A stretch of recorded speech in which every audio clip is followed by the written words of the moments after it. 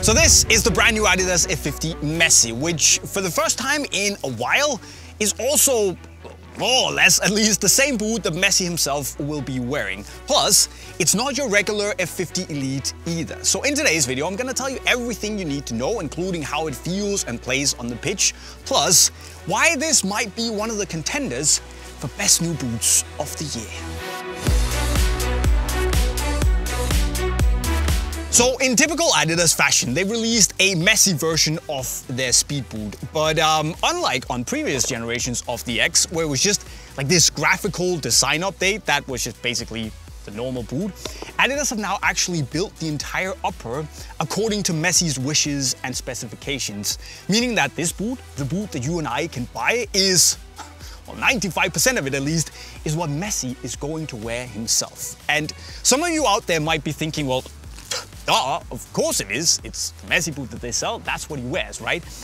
Well, the thing is that while Messi has been receiving custom boots from Adidas for 10 plus years, after he went into the XP portal, Adidas have actually been designing a completely custom boot that has nothing whatsoever to do with the retail version. So instead of this knit or mesh upper, Adidas have designed a fully synthetic hybrid touch synthetic leather upper for him, and also given him his burrito style tongue instead of this knitted one-piece tongue that you could get. So again, nothing like what you and I could buy, and made only entirely for Messi. And if I'm honest, that was kind of whack. But that trend ends now, because while Messi will have some modifications of his boot, for instance the heel and also his personal outsole, Adidas say that this is, for the rest of the upper package, exactly what Messi will be wearing.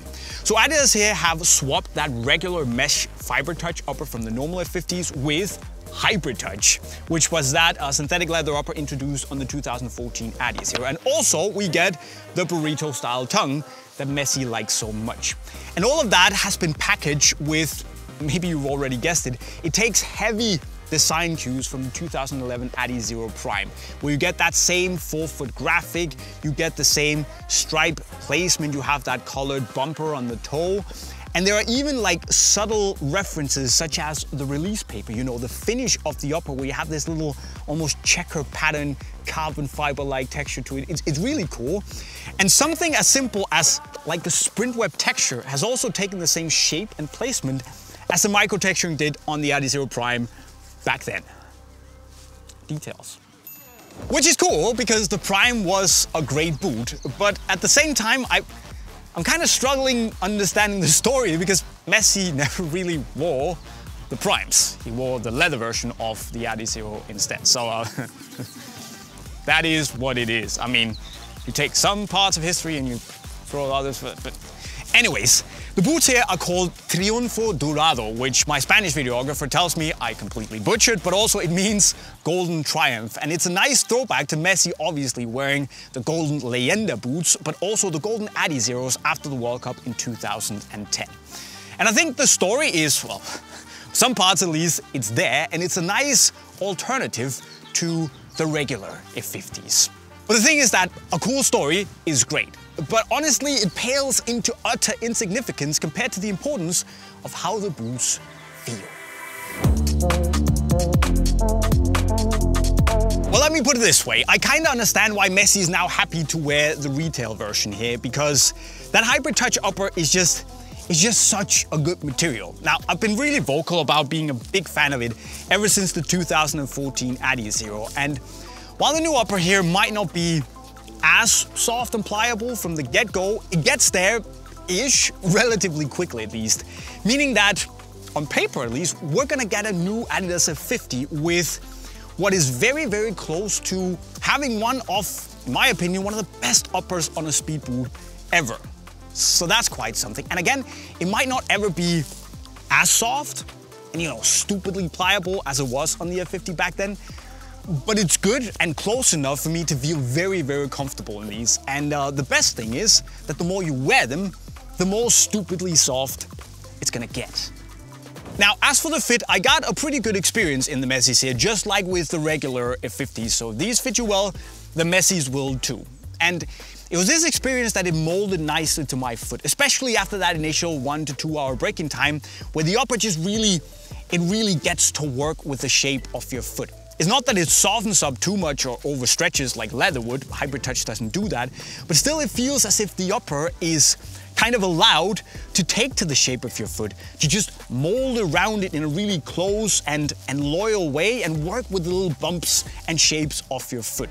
And in that regard, I think it does feel a little bit softer and more comfortable than the F50 Elite does. Now, to be fair, I like both uppers, especially with a bit of braking time on the Fiber Touch here.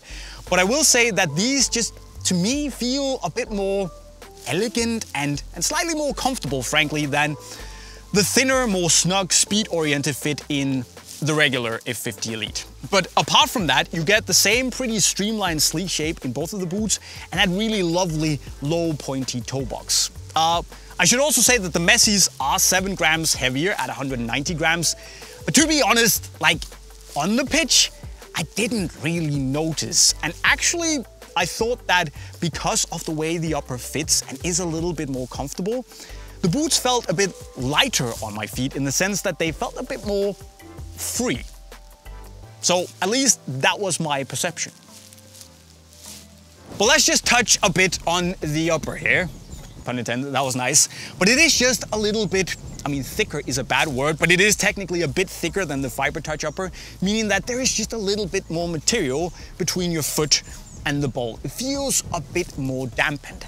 And also the Sprint Web texture here feels as if it has a bit more edge and grit to it compared to the regular 50 Elite. It's not much, but you just sense that there's a bit more bite on the ball. It's not sticky.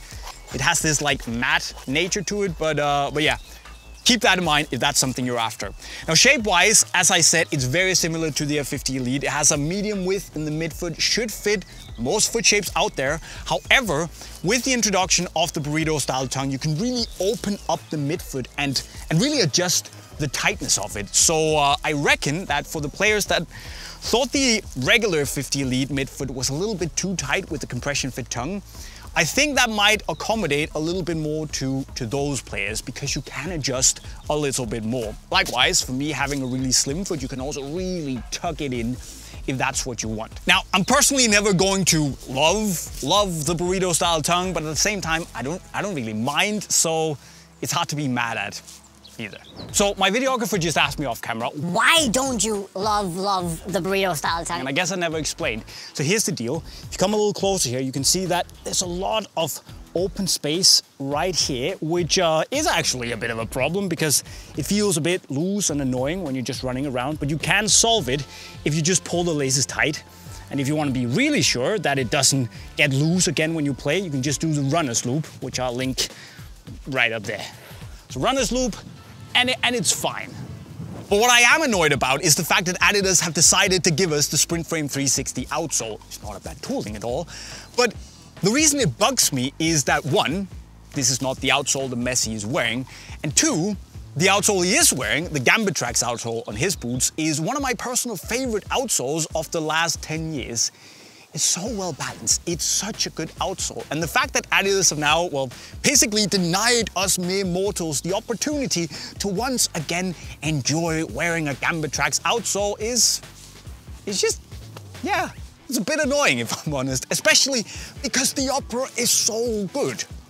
And it genuinely feels like a bit of a missed opportunity to have the combination of these two things and create something that's not just really, really good, but truly special. So like I said in the intro, I can definitely see this sneaking into at least the top 3 for best new boots of the year, because it just takes everything that works so well from the regular 50 Elite and then adds what is, in my opinion at least, one of the best uppers on a speed boot basically ever, to give you a package that just works so well.